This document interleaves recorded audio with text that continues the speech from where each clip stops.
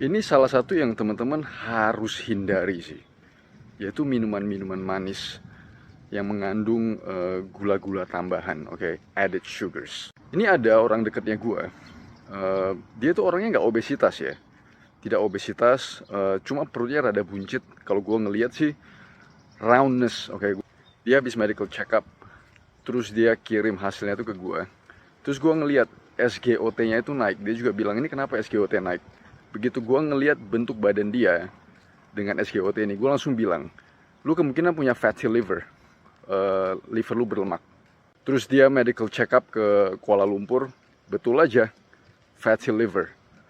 Fatty liver, dan juga ketahuan bahwa dia punya kidney stones, punya batu ginjal yang masih kecil sih untungnya. Nah, gue udah pernah pesen ke dia sih. Dia tuh demen sekali sama minuman-minuman manis, terutama yang minuman-minuman vitamin yang botol kecil itu, yang gulanya itu tinggi sekali. Gue udah bilang, you gotta avoid it.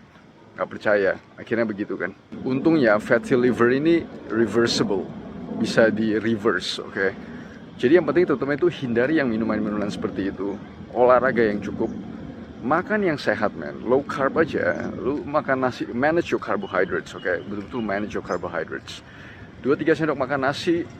Coba mengambil, kalau teman-teman mau makan karbohidrat, coba teman-teman ngambil karbohidrat itu dari buah dan sayur. Kenapa? Karena buah dan sayur itu fibernya tinggi, jadi gula darah teman-teman itu tidak naik terlalu cepat.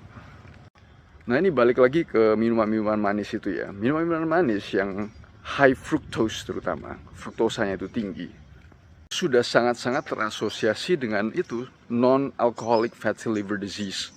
Artinya liver kita itu berlemak. Terus yang kedua, dengan kidney stones, dengan batu ginjal.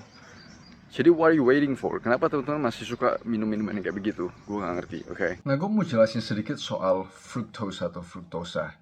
Jadi ada satu research paper terbaru, super interesting, oke? Jadi dia ngelihat fructose itu sebenarnya sangat-sangat berbeda dari glukosa, oke? Fructose itu membuat badan kita itu menjadi in the survival mode. Apa yang terjadi kalau kita itu survival mode terus? Survival mode adalah dimana badan kita itu tertrigger untuk menyimpan lemak, karena dia tahu, oh ini lagi gak ada makanan ini, oke? Jadi dia harus menyimpan cadangan makanan, yaitu dalam bentuk lemak. Yaitulah fructose itu men-trigger proses itu.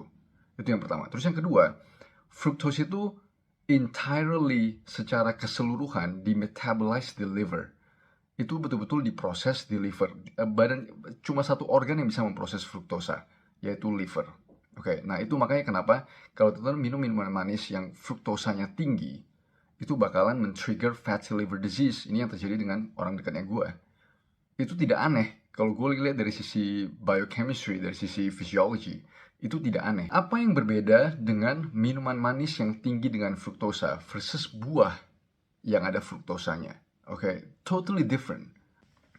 Nah, yang satu, minuman manis itu tidak ada matrixnya, tidak ada food matrix. Artinya secara keseluruhan, begitu lu minum minumannya begitu, itu bakalan langsung masuk ke dalam darah lu, langsung liver kita itu being overloaded with fructose. Itu yang pertama. Terus yang kedua, kalau teman-teman ngelihat buah-buahan, buah-buahan itu ada food matrix, ada fibernya tinggi, ada vitamins, ada polyphenols, ada phytochemicals, ada minerals, dan semua itu bakalan secara synergistic masuk ke dalam pencernaannya kita, itu tidak akan overloading our liver. Jadi makanya teman-teman, berbeda fruktosa di dalam minuman-minuman itu versus fruktosa yang ada dalam whole fruit, dalam buah, itu mekanismenya itu akan sangat-sangat berbeda. Oke, semoga bermanfaat.